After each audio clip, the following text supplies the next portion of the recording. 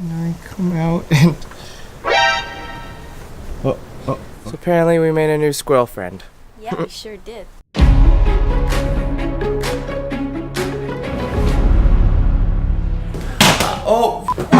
Let's do this again. Oh yeah, let's do that again. What are we doing? We're going on a bike ride. We are biking to Toronto. It's a bit of a trek to get into Toronto. I've never actually biked that far, so it'd be interesting to see whether I can do it because I am also sick right now.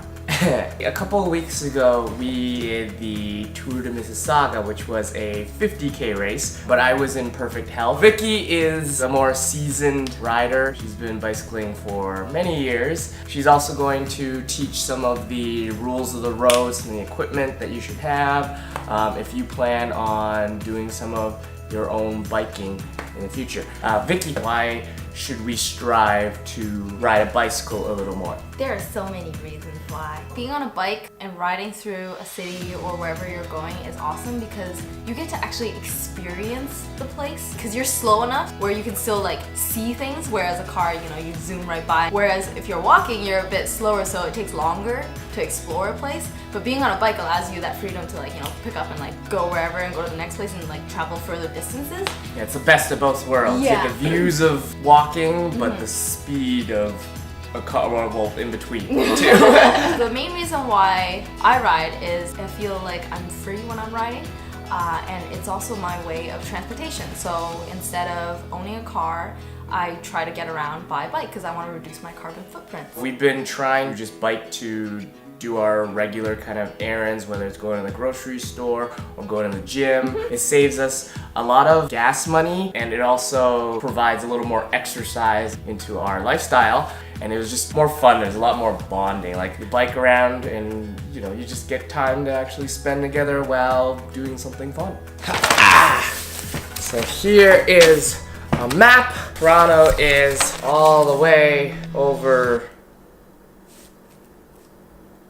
I don't know where Toronto is. So our plan, we're gonna bike all the way down to the lakeshore. On the way there, we are going to pick up our friend Lucas, and the three of us are going to ride along lakeshore, and then we're gonna stop for lunch somewhere at one of my favorite restaurants, and then we're gonna keep going. We're gonna try and avoid the dinosaur. Lucas may or may not actually make it. He may get eaten by a dinosaur along the way, but me and Vicki will hopefully make it to the CN Tower, we'll touch the CN Tower, and then that's the goal.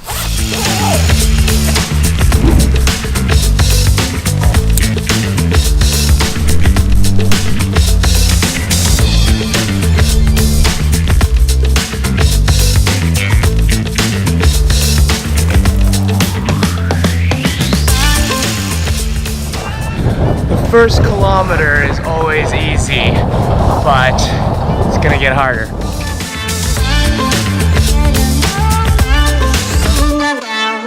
Hey, what do we have to do? We gotta do a ABC quick check. So A stands for air. Everything that has to do with our tires, we have to check. So first thing is putting your palm onto the tires and pushing. And if it's not firm, you should pump up your tires. You can't just blindly pump your tires until you think it's right. What you should do is you should check your tires. And over here, it says 35 to 65 PSI. Same thing with the back. We're gonna lift it and we're gonna spin our wheel to see how smooth and straight it is. And that looks pretty good to me. Same thing with the back. Lift, spin. Next is B. B is for brakes, bars, and bells. Super important. You need your brakes to work. I have my left hand and I have my right hand. My right hand stands for my rear brakes.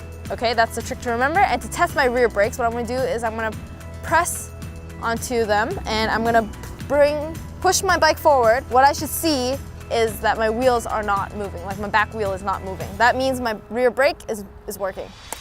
Next, to check the front brakes, I will squeeze my left hand and I will push the bike forward and the rear of my bike should lift because my front brakes are working, so I can't move. I'm stopped, I'm stuck. Through time, they will get loose, your cable.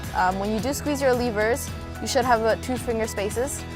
That's like if you're squeezing all the way to the back here, you need to probably adjust or go to a mechanic and adjust your brakes. So this is my bar.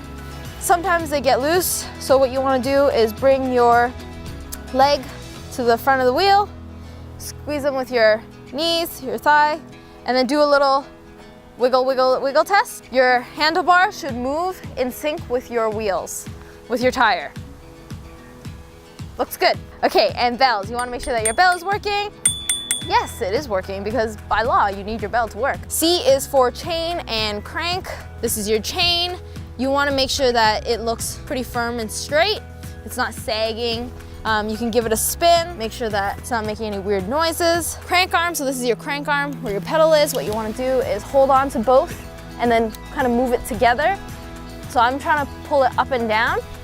And what I'm feeling for is any play, which is any wiggle room. If it's wiggly, then that means it's loose inside and we should probably get it fixed and checked out. Next is quick release. Some bikes have it, some bikes don't. I'm gonna spin it around. This is quick release.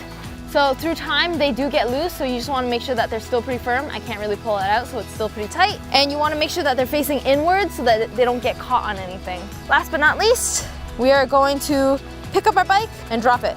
Listening for anything that is like broken or about to fall, any loose pieces. Looks like we're pretty good here. What's some of the equipment that we need to take with us? So obviously, you know, like a helmet is kind of mandatory, but what else? Sunscreen on, sunglasses, wherever you're going, make sure you have lots of water. We wear gloves because we're riding longer distances, so it's a bit more comfortable. Make sure that whatever you're wearing pants-wise, that they're not super baggy. If they are, you want to make sure that you strap them so that they don't get caught. I have my handy dandy strap thing. I could whack it on.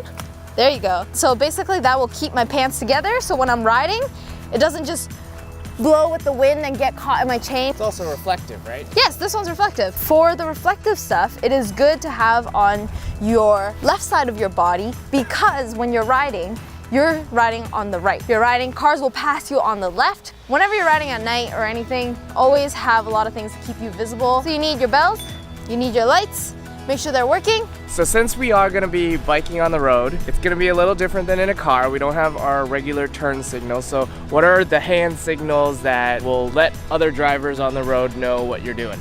For your right, you're gonna stick out your right arm, and then same thing with your left. But you want your palm to face back. This way is stop. So 90-degree and down, and it's with the left side. Why do we need to bike on the road? Why not on the sidewalk? It's illegal to ride on the sidewalk. Really? Most people don't seem to know that. A lot of like angry drivers will be like, get off the road or whatever. But actually you can't, unless you're like a child, you can't ride on the sidewalk. You have the right to be on the road and to have 1 meter of space between you and the curb, as well as 1 meter of space, at least 1 meter of space between you and the driver. Under the Ontario Highway Traffic Act, a cyclist is considered a vehicle. Sidewalks are meant for pedestrians or people that are slower moving. By the way, everything we're saying right now is relative to Canada, Ontario, where we live right now. You may have different rules and regulations where you live. Well, thank you, Vicki, for all your wealth of knowledge. You're welcome. We are gonna get going. We gotta go pick up Lucas and then head on over to Toronto. Yeah. So let's get going.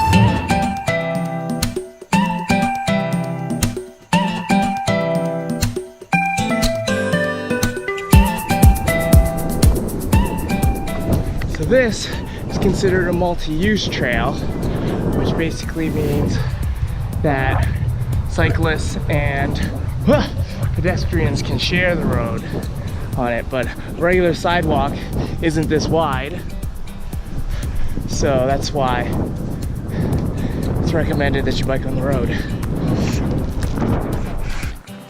Like 5 kilometers in and we're already lost. Hi, Lucas. Hi, Lucas. Good morning, Eric. All right, Lucas, what do you do? What's your thing? I just finished school for environmental engineering. I've been working up in the Arctic at an iron mine. And how long have you been bicycling for? Oh, my whole life. I'm half Dutch, so I guess it runs in my blood. Nice. Okay, we got our full pack. Are we ready to go? Yeah. Yeah, let's just get going then. Oh, it's such a beautiful day. Right here. That's where I got my first ever parking ticket.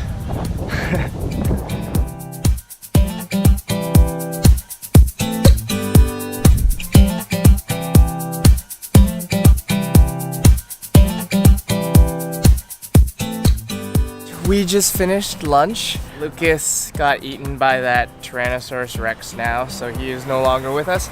So we're going to have to continue to Toronto on our own now. Bye, You ready? Lucas. Yeah, bye, Lucas.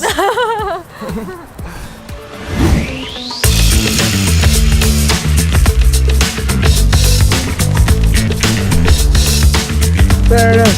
Super close.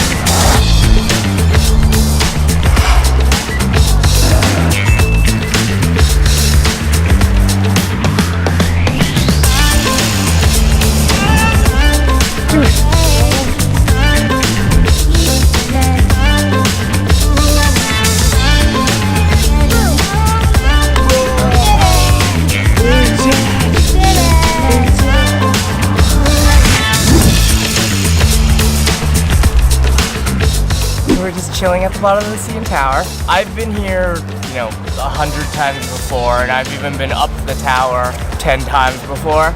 So this is nothing new to me, but it is special because of the way that we got here. It makes you see things in a new perspective, and that's why I really like biking. I can bike around the same neighborhood I've lived in for years and discover so many new things, because the fact that your mode of transportation is different just makes you see things and experience things in a whole new light. If you make your own dinner, it can taste all the better because you know how much of your own blood, sweat, and tears is in that hollandaise sauce.